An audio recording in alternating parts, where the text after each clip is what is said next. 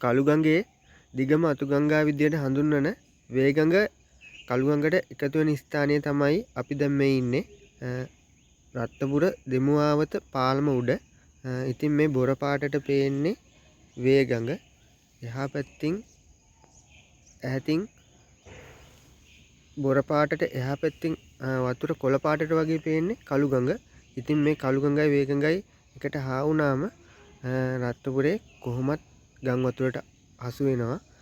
ඉතින් ඔයාලට පේනවා ඇති අලාභහානි සිදු වෙලා තියෙන ආකාරය. මේ ඉඩම් සේරම යට වෙලා තින්නේ. දැන් මේ අපි ඉන්න හරියෙත් ගෙවල් මේ පාරෙන් එහා පැත්තේ ගෙවල් වලට පාව වතුර දාලා තින්නේ.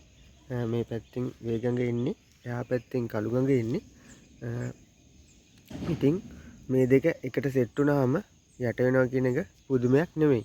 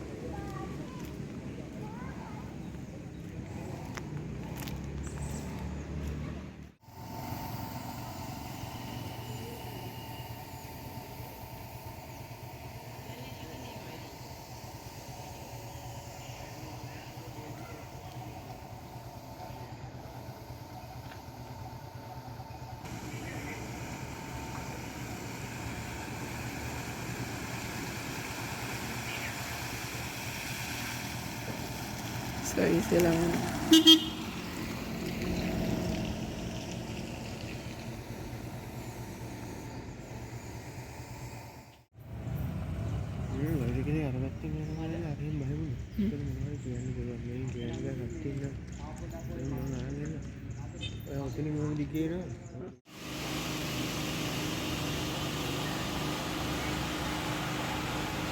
මේ වැවක් වගේ ඔයාලට පෙනුනට මේ ඇත්තටම වැවක් නෙමෙයි.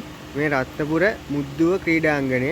ඉතින් බලන්න සම්පූර්ණයෙන්ම වැවක් වගේ වතුර පිරලා තියෙන දැනටත් අද 2025 11:30 වෙනිදා තාමත් මෙතන වතුර බැහැලා ගිහිල්ලා නැහැ. ඉතින් සම්පූර්ණයෙන්ම මේ ක්‍රීඩාංගණයට ඇතුල් වෙන්න තියෙන දොරටුව මේ ක්‍රීඩාංගණයේ වටේ ඉදි කරලා තියෙන වැටවල් සම්පූර්ණයෙන්ම විනාශ වෙලා ගිහිල්ලා තියෙන්නේ මේ මහා ගම් වතුර නිසා. මේ වෙනකොට මේ මුද්දුව ක්‍රීඩාංගණයේ තත්ත්වය තමයි ඔයාලට මේ දකින්නේ. සම්පූර්ණයෙන්ම වැවක් වගේ පිරලා තියෙන්නේ. අඩි 1.5 විතර ගැඹුරට වතුර මට්ටම තියෙනවා දැනටත් මේ මුද්දුව ක්‍රීඩාංගණේ.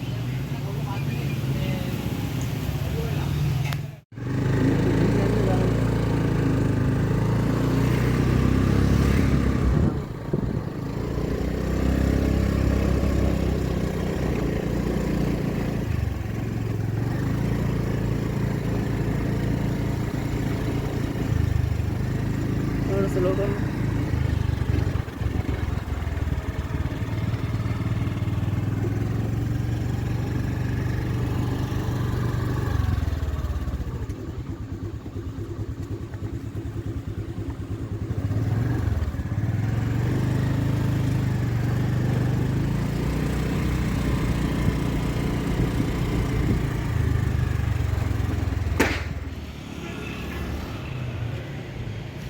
ඔයාලට පේනවා ඇති රත්නපුර සීවලී ක්‍රීඩාංගණයට වෙලා තියෙන අලාභහානිය මේ මහා ගම් වතුරින් හින්දා. ඉතින් මේ පැත්තෙන් ඔය කළුගඟ ගලාගෙන යන්නේ. කළුගඟ පිටාර මට්ටමට ආවට පස්සේ ඔය පේන පාරවල් තේරම යට කරගෙන ප්‍රධාන මාර්ගය අද්දරටම මේ ගම් වතුර තත්ත්වය ඇති වෙනවා. ඉතින් මේ රත්නපුර නගර මහනගර සභාව තමයි ඔයාලට ඔය ඉස්සරහින් පේන්නේ සීවලී ක්‍රීඩාංගණයට ඉදිරිපසින්. ඉතින් මේ සියල්ලක්ම මේ මහා ගම් වතුරට යට වෙනවා. ඉතින් දැන් වෙනකොට ප්‍රධාන මාර්ගයට වතුර බැහැලා තියෙන්නේ. පිට්ටනියෙත් වතුර බැහැලා තියෙන්නේ. පින්න හරිය වතුර බැහැලා. නමුත්